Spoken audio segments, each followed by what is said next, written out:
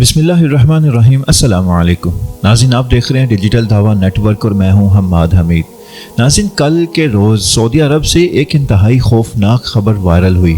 وہ خبر وائرل ہوتے ہی مسلمانوں کے دل پریشان ہوئے کہ آخر ان 5 پاکستانیوں نے کیا ہی کیا کہ جنہیں ایک ہی دن سزائے موت دے دی گئی، ان کے سر قلم کر دیے گئے، اور ان کا ایسا خوفناک ان کا ایسا انجام کیوں ہوا؟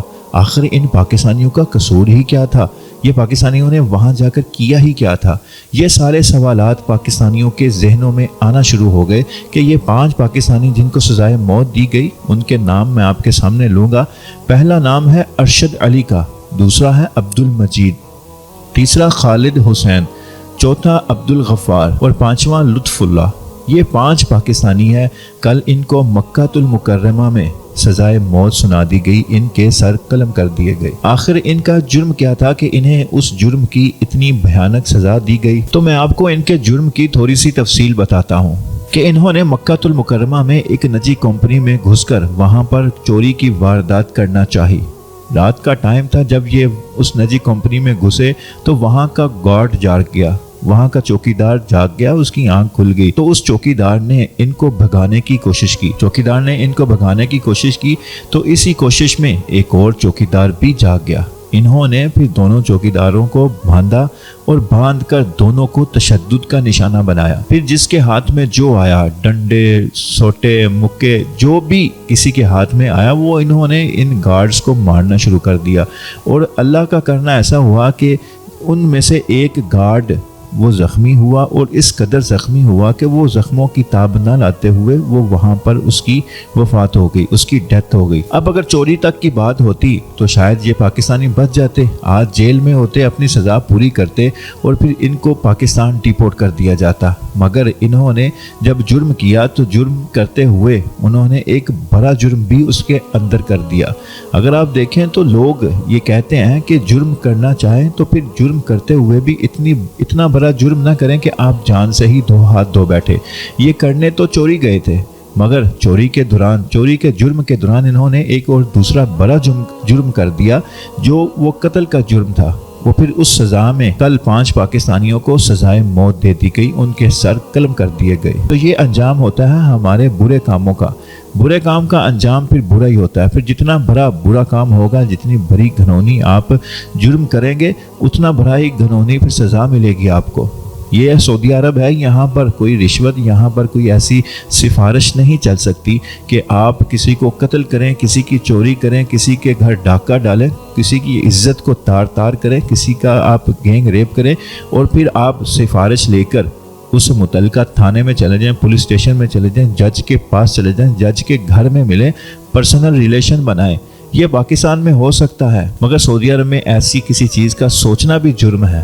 اگر آپ کسی کو رشوت دینا چاہیں بھی تو وہ بھی جرم ہے، وہ آپ کو اس رشوت کے جرم میں مزید گرفتاری دے دے گا کہ اس نے مجھے رشوت دینے کی کوشش کی ہے۔ تو یہ سعودی عرب کے قانون ہے، جو بڑے، امیر، چھوٹے، غریب کو برابر یکساں سزائیں ملتی ہیں۔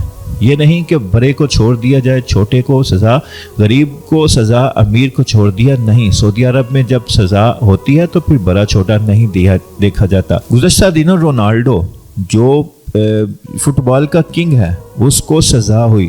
اس نے میچ کے دوران خواتین کی طرف دیکھتے ہوئے ایک فحش حرکت کی تھی۔ اس حرکت کی وجہ سے سعودی عدالت میں جب کیس گیا تو رونالڈو جیسے چیمپئن کو بھی انہوں نے سزا سنائی۔